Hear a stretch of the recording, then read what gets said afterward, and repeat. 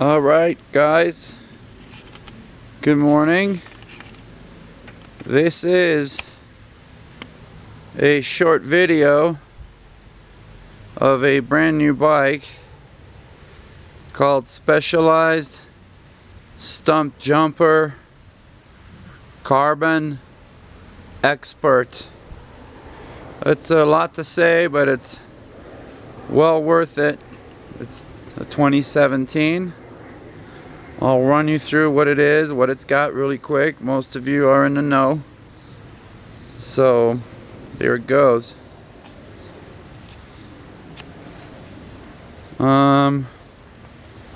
It's got their M9 carbon frame.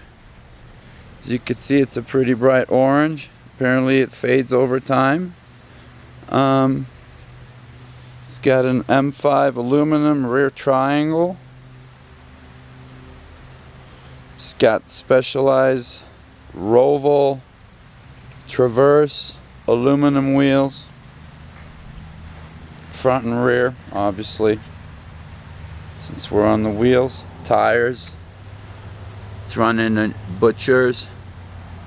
This thing called Grid is worth a look at. It's got the 12 position dropper seat post.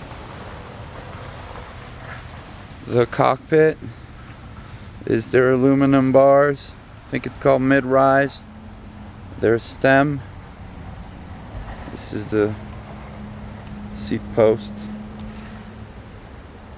The gearing by SRAM. I'm not exactly sure which one. It shall be spec'd on their website. I think it's 1142. Race face cranks and front ring. Suspension. It's got 150 millimeter Pike Solo RC. This bike has the matte black treatment. A little on the triangle too. It's got a very nice chainstay protector. You can see it's screwed on here. It's all the way here, screwed on here. That's very neat.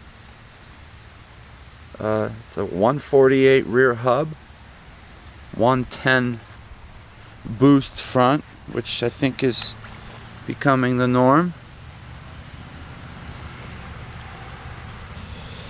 The rear shock is a Monarch RT3, and it's got the Specialized auto sag on it, and their new valve is pretty neat as to where you unscrew this silver valve here.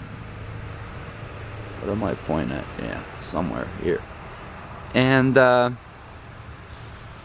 after you get the shock aired up to about 30 pounds over the rider's weight, you unlock the shock. It's got 3 modes: locked, pedal, and open. You leave it in open mode and you set on it like you're gonna sag a normal bike, and then you push this silver thing down.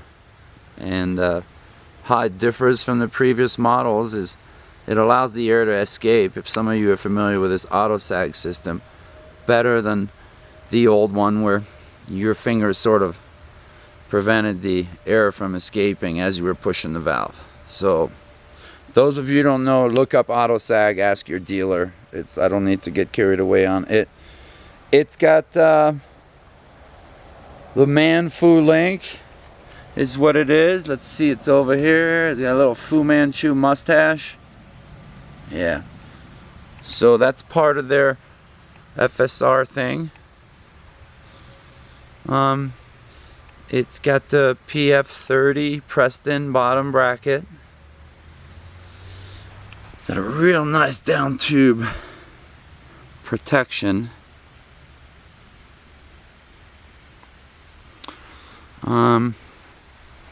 It's also got their SWAT tool which mounts directly underneath the frame here. You can see it over the shock, and it's got most of the tools in there. And again, part of their SWAT system is gonna be this. Let me switch hands here on the camera.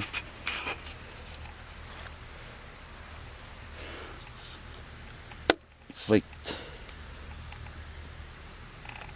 this open and allow you to open this. It's got all this room in the down tube, meant for storage, water, air, and tools.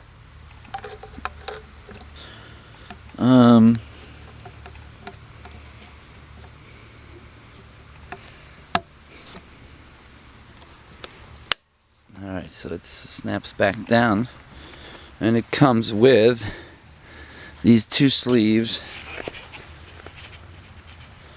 One of them is in which you wrap up a tube, you fold it in half, and once over, goes in here, a pump, or two CO2s and a adapter fit in there so it doesn't make any noise.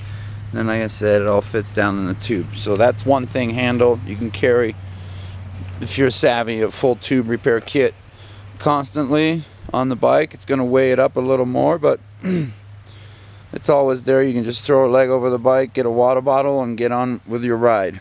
It also has, speaking of tools, in the headset here is a chain tool. Look it up, it's part of their SWAT system, but that just basically makes it so you have all necessary tools on board to at least get by either a chain repair, most Allen wrenches you'd need, including the ones you're going to need to take off these awesome, I forget what they're called, stealth axles, or the new axles that these bike uses. It's not a hand operated quick release. It sure gives the bike a really clean stealth. See how the hub is flared outwards? It gives it a pretty strong look, really. I may have overshopped when I got this bike. I wanted a camber, but it didn't have the things I wanted on it, so I went for this stump jumper.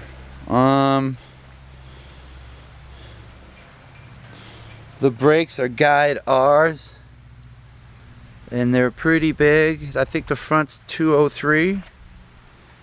This is a size large. I think some of them vary, as do the seat post dropper length based on sizes. I think the large and extra large frames get a 125 drop.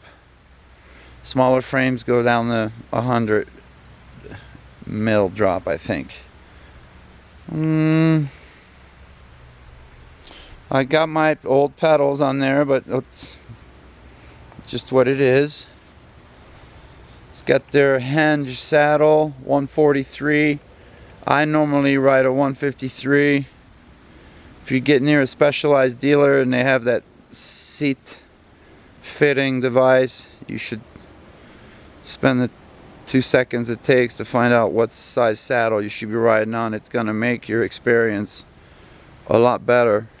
That's I've been riding for a long time, and I didn't find that out till a couple years ago, and it really helped. So I will be needing the 153. This is the 143 hinge, chromoly rails.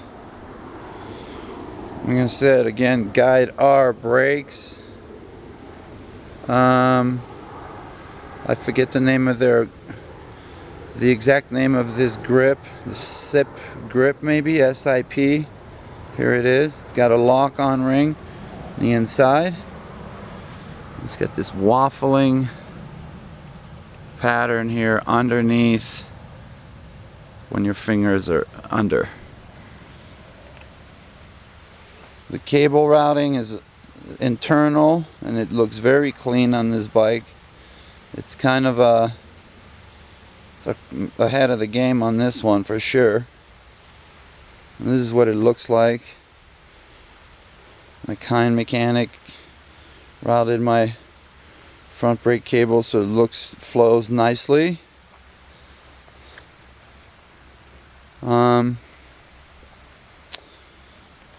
I'll flip the bike over so you can see actually what the rest of the internal looks like, because it's a pretty definitely innovative thing. They did a really good job of it. So, and this is what it looks like up close.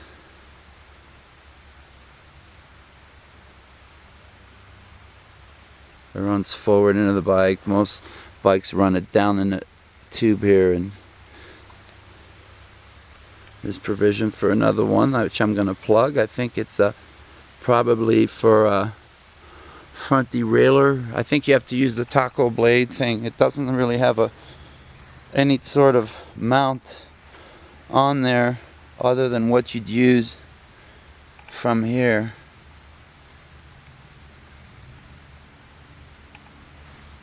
Alright, let's get this thing flipped over.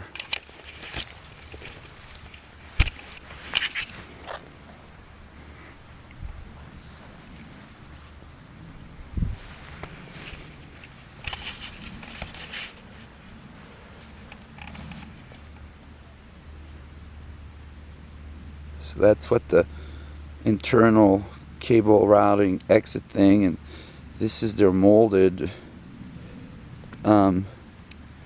down tube protector, screwed in at 2 places. Fit is very flush. Must say I've seen some, I'll mention it, it's some Giant products that, even though I love those bikes as well, theirs doesn't look as clean here. And then it flares out. I thought it was close, but it hasn't moved near the front ring. I'll keep an eye on that. It's got a real nifty cable holder here where it's not a zip tie. You just 90-degree the cable, move it where you like, and push it back into this brazed on holder. Definitely a good thing there. It's okay here. I will probably tend to this little bit right here and flush that up. Came with tons of frame protectors to install. There was some already on there in the crucial areas. I think, you guys, this is thorough enough for you. If you have any more questions, you know what to do.